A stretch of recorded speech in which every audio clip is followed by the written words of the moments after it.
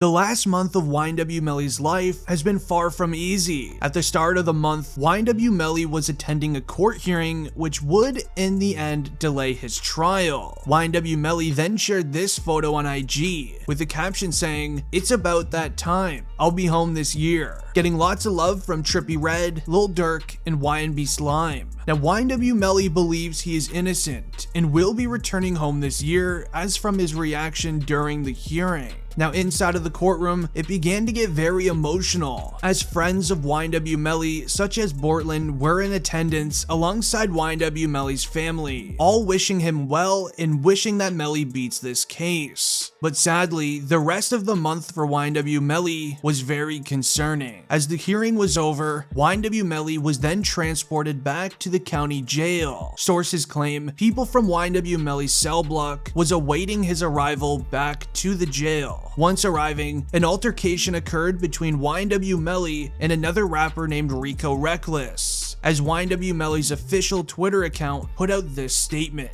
"To all of my loved ones, close friends, I want to let everyone know that my phone privilege has now been revoked and I'm no longer allowed to call or have video visitation. That is the reason why no one has received any calls from me. But do not worry, I am in great spirits." Now, just weeks before YNW Melly's trial beginning, the Florida rapper then ran into this altercation inside a jail. We then saw reports being released of YNW Melly being placed in solitary confinement after getting into an altercation inside a jail with another rapper named Rico Reckless from Chicago, Illinois. They are both awaiting their trials to begin. Now, YNW Melly inside a jail has allegedly always been a problem with newer inmates. Ever since the release of the new evidence files, YNW Melly has been running into countless issues with inmates. Now, a few weeks then passed with YNW Melly sitting in the hole inside a county jail, not having any phone privileges and having to stay to himself. At YNW Melly's next hearing, it was announced a new court order stating, "Ordered and adjudged that defendant's motion to suppress evidence attained by T-Mobile warrant is hereby denied." Now, YNW Melly's lawyers originally filed a motion asking the judge to make all of the evidence on YNW Melly provided by T-Mobile unusable in the courtroom. The evidence provided to law enforcement from T-Mobile is massive in this case and honestly might make him guilty. That's how serious this evidence is, which I will be sharing all of it later in the video. Now, at the end of that hearing, it was then announced the trial for the passing of YNW Sakchaser and Juvy has now officially begun. Right now, it's in the jury selecting phase. This phase can take anywhere from 1 to 5 weeks long until the sentencing against Melly begins. Now, once the judge revealed the trial has begun, YNW Melly was then seen smiling in the courtroom. Melly is still rocking his permanent diamond grills, after rumors were released that allegedly inmates tried getting those diamonds from out of his mouth. YNW Melly has been waiting for this day to happen. He was so excited. With the trial beginning, the entire case was then laid out for the courtroom so prosecutors and Melly's defense can all get ready for it to begin. So here's how the entire case was laid out. Now, at roughly 3:30 a.m., YNW Melly was leaving a recording studio with YNW Bortland, Sakchaser, and Juvy. The four rappers hop inside of their Jeep and start heading home. YNW Bortland, being the driver of this vehicle, had YNW Melly sitting directly behind him. That leaves Sakchaser and Juvy sitting on the opposite side of the car. While driving home, on GPS evidence provided by T-Mobile, YNW Bortland was then seen driving the vehicle inside of a side parking lot on a side street, where no one was in sight and nobody was parked. Now, with the vehicle sitting in the parking lot for roughly 30 minutes, law enforcement believed that YNW Bortland created a distraction inside of the vehicle, while YNW Bortland did the act towards YNW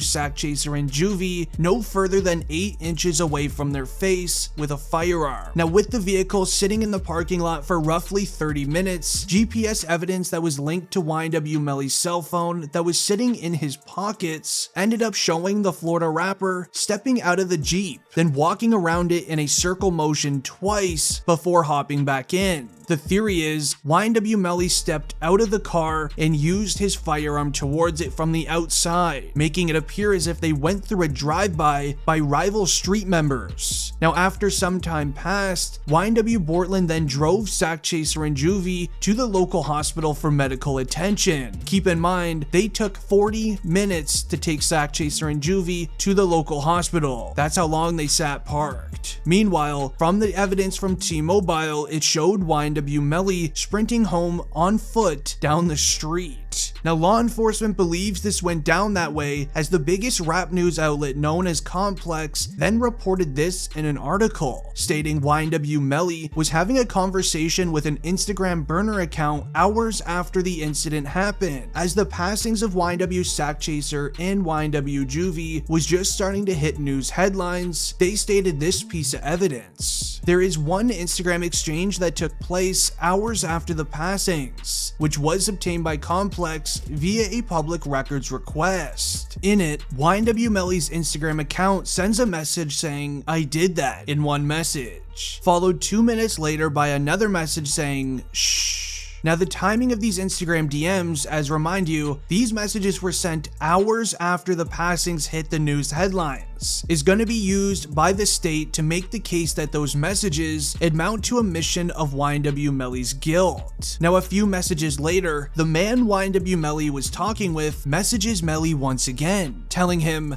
"There's a Sig 9 on the market." The state will likely assume a Sig 9 is slang for some sort of firearm on the streets, as YNW Melly replied to this message saying, "I want it." Law enforcement will try to match the firearm shells that were found at the scene of the crime to what they believe is a Sig 9. Now, YNW Melly's cell phone revealed most of the evidence in this court case, which is why the T-Mobile thing was a huge deal. In the evidence files, it states, these particular cell phones, which were both iPhone 10s, were on the T-Mobile network.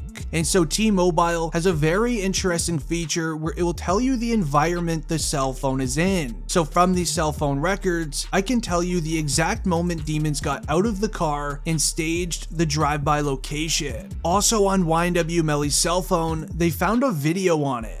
The evidence report says, and I quote, "Then also, we have a video of Mr. Demons admitting to doing an act towards 2 individuals in the head. This video was on Mr. Demon's cell phone, which was brought to my office by Jameson Francis, and that's how we had that, and that is all of the evidence that Your Honor has." Now, in that evidence files, Mr. Demons is actually YNW Melly. Yes, that is his last name, and Jameson Francis is known as 100K Track, otherwise known as YNW Melly's music manager. Now, with only certain people watching this video, sources say on YNW Melly's cell phone, there was a 15-second video where YNW Melly admits to doing this act towards Juvy and Sakchaser while doing a hand motion of him using a firearm. Now, the evidence only gets worse from here, as now we have evidence from witnesses. Now, the lead detective on the case said in a deposition that YNW Sakchaser was set to receive $200,000 from YNW Melly's record label. The record label in question is known as 300 Entertainment. The police attempted to subpoena 300 Entertainment during their investigation in order to investigate the $200K payment, but the detective explained that the company refused to honor our subpoena. This leaves YNW Sakchaser's mother, Jana Thompson, expanding on the payment in a March 2022 deposition. Though she specified that she didn't know exactly who the alleged payment was from or what it was for, she said that her son reached out to her a few days before he passed. She says, "My son hysterically called me," she said. "He was very concerned about my whereabouts. He was concerned about his sister's whereabouts, and he was just concerned, like something is gonna happen to us. And he told me that he would not get his money." As she continued saying, he said, "I'm probably not going to get my $200,000. I'm probably not gonna get my money, ma." Now, around the time that YNW Sakchaser sadly passed, his music career just started taking flight. After dropping hit songs such as Tropical and Backend, it got the attention of YNW Melly's label, 300 Entertainment. act. According to records, they claim allegedly that YNW Melly did the act towards Sakchaser to avoid paying him the $200K after he signed. If this turns out to be true, YNW Melly will be eligible for the penalty, as he used money as a motive to do this act. Now, the evidence against YNW Melly, while it does seem a little concerning, I think 100K Track, Melly's manager that I mentioned earlier, said it the best in an interview he did with DJ Akademiks. In a summary of what he said, he stated that the evidence only looks as bad as it does only because YNW Melly's lawyers have not been sharing the defense to all of this evidence. With this evidence looking as bad as it does, there is very key things in Melly's defense that makes all of this evidence thrown out the window. Now, once the YNW Melly trial begins, we will then see the defense that Melly's lawyers have. If you want to see that, make sure you subscribe to the channel. I'm out. Peace.